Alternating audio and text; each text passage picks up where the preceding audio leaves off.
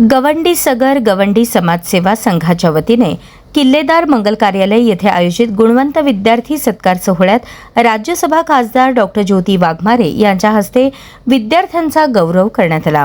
कार्यक्रमाच्या अध्यक्षस्थानी सुभाष हिरशेट्टी गुरुजी होते। तसेच नगरसेवक प्रियदर्शन साठे यांच्या उपस्थितीत अनिल सगर यांच्या अधीक्षक अभियंता पदोन्नतीबद्दल आणि अर्जुन हिरशेट्टी व देवीदास राजापुरे यांच्या सेवानिवृत्तीनिमित्त विशेष सत्कार करण्यात आला। यावेळी मार्गदर्शन करताना खासदार डॉक्टर ज्योती वाघमारे यांनी शिक्षण हे केवळ नोकरीचे साधन नसून व्यक्तिमत्व घडवण्याचे प्रभावी माध्यम असल्याचे सांगितले।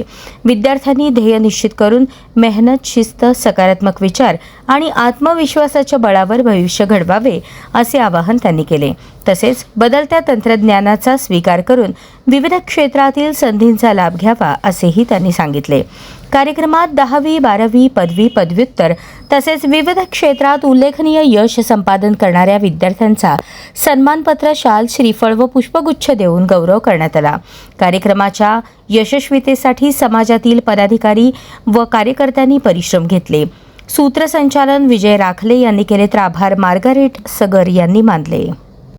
गवंडी सगर गवंडी समाजसेवा संघ सोलापूर यांच्या वतीने आयोजित केलेल्या आजच्या गुणवंतांचा गुणगौरव सोहळा भव्य सत्कार समारंभ या कार्यक्रमाला उपस्थित असणारे सन्माननीय नगरसेवक प्रियदर्शन भैया साठे, राजा भगीरथ चॅरिटेबल ट्रस्ट पंढरपूरचे अध्यक्ष माननीय ॲडव्होकेट दिलीपरावजी सगर साहेब, अधीक्षक अभियंता माननीय अनिलजी सगर साहेब, गव्हर्नमेंट कॉन्ट्रॅक्टर माननीय राजूजी सगर साहेब, लँड डेव्हलपर्स अँड बिल्डर माननीय अनिलजी सगर साहेब, ग्रामविकास शिक्षण प्रसारक मंडळाचे सचिव मान्य कोंडिबा गोरकुल्ले सर, ऑर्किड इंजिनिअरिंग कॉलेजचे उपप्राचार्य माननीय श्रीनिवास मेटल सर, नगरसेविका रेखाताई बंडे, राजा भगीरथ चॅरिटेबल ट्रस्टचे संचालक देवीदासजी राजापुरे, माजी अध्यक्ष मान्य सुभाषजी हिरशेट्टी, गवंडी समाज संघटनेचे अध्यक्ष नागराजी माशाळकर, जिल्हाध्यक्ष आणि प्रमुख सल्लागार पांडुरंगजी चंद्र पाटले, तसेच अध्यक्ष मान्य अनिलजी हिरशेट्टी, उपाध्यक्ष सिद्धारामजी चंद्र पाटले, उपाध्यक्ष किशोरजी पेंडिले, उपाध्यक्षा आणि एक अत्यंत गुणवंत अशा शिक्षिका मार्गारेट ताई सगर, उपाध्यक्षा अनुजाताई अविनाश बेंजरते आमच्या बहिणी साहेब, सचिव मान्य भारतजी सगर, सहसचिव धनंजयजी सगर। राजा गुणवंतांनी शिक्षण क्षेत्रामध्ये उत्तम काम केलं त्या गुणवंतांचा सत्कार हा राजा भगीरथाच्या, राजा सगर यांच्या वंशजांच्या माध्यमातून होतोय। कारण आता जर कुठली गंगा आपल्याला तारणार असेल तर ती शिक्षणाची गंगा तारणार आहे आणि त्याची आराधना आता आपण केली पाहिजे।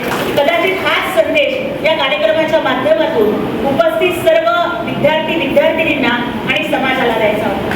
आताच प्रस्तावना करत असताना आमच्या बंधूंनी संख्येच्या बाबतीत सांगितलं, पण मला आवर्जून या ठिकाणी सांगायचं की मी थोडासा आपल्या कार्यक्रमाला येत असताना विकिपीडियावरती आणि गुगलवरती आपल्या समाजाचा इतिहास बघितला। बघा, युद्ध कधीही संख्येवरती जिंकली जात नसते, युद्ध ही पराक्रमावरती जिंकली जातात। मग कौरव 100 होते ना, पांडव 5च होते। संख्येच्या आधारावर बघायचं असेल तर मग पांडवांचा पराभव व्हायला पाहिजे, परंतु कौरव असत्याच्या बाजूने लढत होते आणि पांडव सत्याच्या बाजूने लढत होते, त्यामुळे 100वरती 5चा विजय झाला। त्यामुळे तुमची संख्या 5000 आहे का 10000 हे महत्वाचं नाहीये।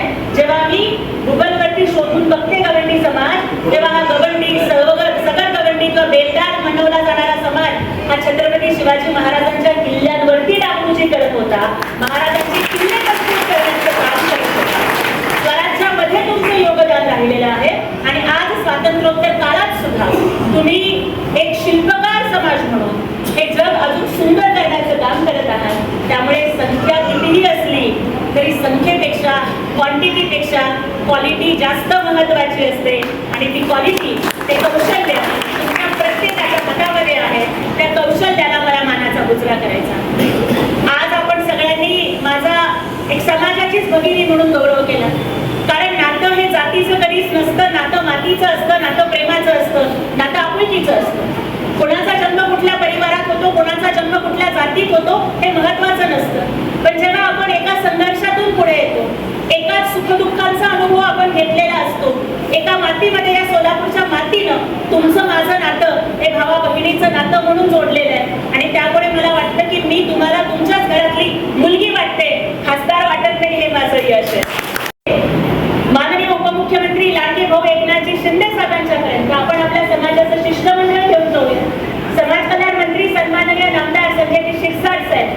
शिवसेनेचेच आहेत त्यांच्यापर्यंत आपण आपल्या समाजाचे शिष्टमंडळ घेऊन जाऊ आणि सगळ्या अडचणी सोडवण्याचा प्रयत्न करू. आणि माझ्या छोट्याशा कार्यकक्षेमध्ये जो विषय येतो, मागच्या 1.5 महिन्यापूर्वी आपण जी मागणी मला केलेली होती की समाजाचं जे वाचनालय आहे त्याच्या डागडुजीचा आणि तिथं समाजाचे कार्यक्रम चांगल्या पद्धतीने घेता येईल अशा पद्धतीचं काम मी माझ्या खासदार निधीमधून आपल्या समाजासाठी करते.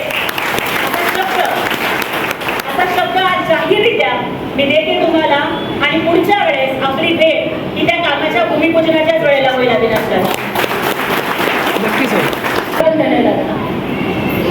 आणि आता जमाना बदललाय. म्हणजे आधी कसं व्हायचं की बायकोला काय नवऱ्याकडे पैसे मागावे लागायचे. आता लाडकी बहिणीचे पैसे जमा झाले ते आमचे भाऊजीच म्हणतात, लाडकी बहिणीचे पैसे आले का मला पेट्रोलला पैसे नाही होत आहे ना. तर आता बदललंय. मग रक्षाबंधनाला असं काही नाहीये की भावानेच बहिणीला ओवाळणी दिली पाहिजे. तुमच्या सगळ्यांच्या सोलापूरकरांच्या प्रेमामुळं आज मी एका गरीबा घरची गल्लीतली लेक दिल्लीपर्यंत पोहोचली आहे. त्या माझ्या गवंडी समाजाच्या भावांना, या माझ्या सगळ्या गवंडी समाजाच्या भावांना एका गरीब बहिणीची मी ओवाळणी आहे की आपल्या समाजाचं कार्यालय जर खासदार निधीमधून होत असेल तर ते मी माझं भाग्य समजेल आणि ते आपण नक्की पूर्ण करू.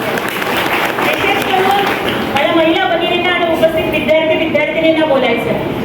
मी सुद्धा एका 10 बाय 10चं पत्र्याचं घर ज्याच्या भिंती मातीच्या आहेत त्या पत्र्याच्या घरामधून ते देशाच्या सर्वोच्च सभागृह राज्यसभेपर्यंतचा प्रवास हा कशामुळे झाला.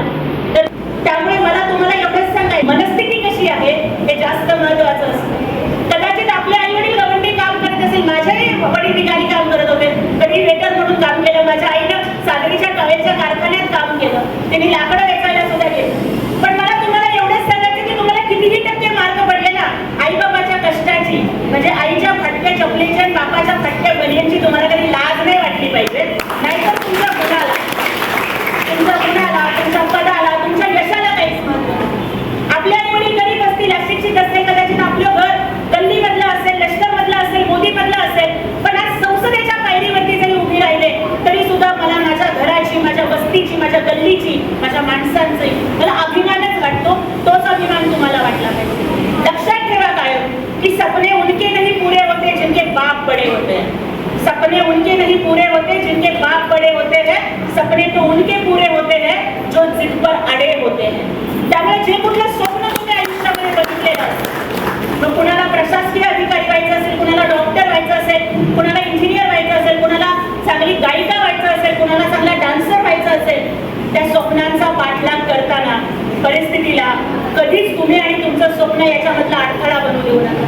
मनाशी ठरवलं, जर मनाशी जिद्द असेल आणि कष्ट करायची तयारी असेल तर काय होऊ शकतं. याच महाराष्ट्रामध्ये रिक्षा चालवणारा एक शाखा प्रमुख महाराष्ट्राचा मुख्यमंत्री होतो ते आमचे एकनाथजी शिंदे साहेबांनी दाखवून दिलं.